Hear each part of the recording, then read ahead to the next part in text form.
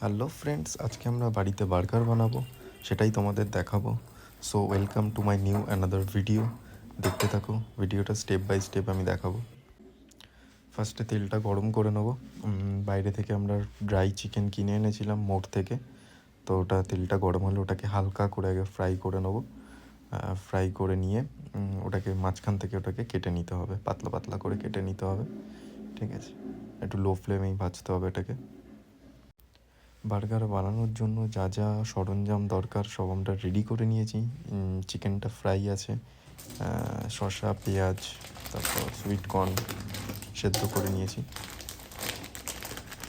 প্যাকেটটা কেটে নিচ্ছিস না আগে, তারপরে আমরা দেখাচ্ছি তোমাদের, দেখতে থাকো।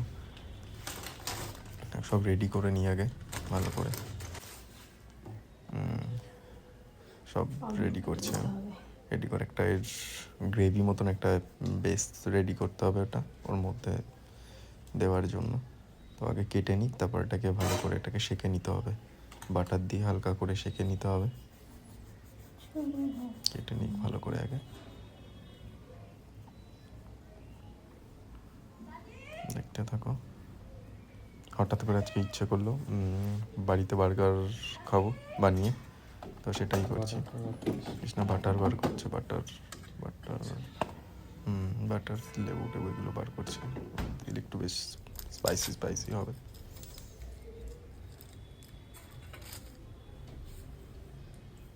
দেখতে থাকো, এটা দিয়ে টোটাল সস যা যা আছে এটা দিয়ে ভালো করে মিক্সড করে একটা গ্রেভি মতন একটা তৈরি হবে।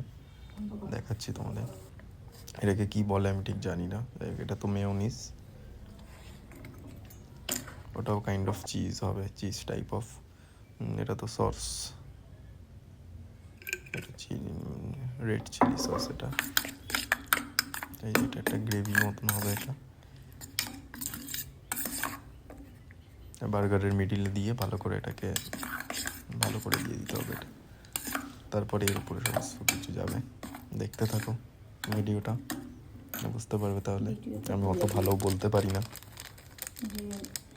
এটা হচ্ছে গোলমরিচের গুঁড়ো।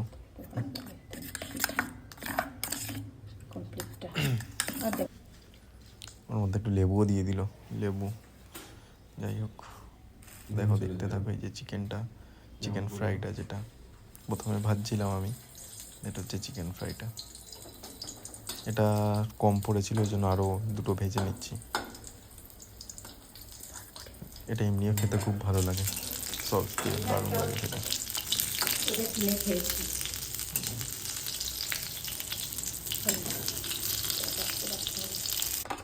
এটা মোটামুটি ভাজা হয়ে যাওয়ার পরে বাটার দিয়ে ভালো করে একটু গরম করে নিলাম এটাকে।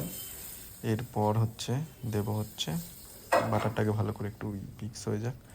এরপর আমরা বার্গারের রুটিগুলো দিয়ে ভালো করে সেঁকে নেবো, দিয়ে এপিট ওপিট হালকা হালকা করে একটু ভালো করে সেঁকে নিয়ে তারপর দেখাচ্ছি। দেখো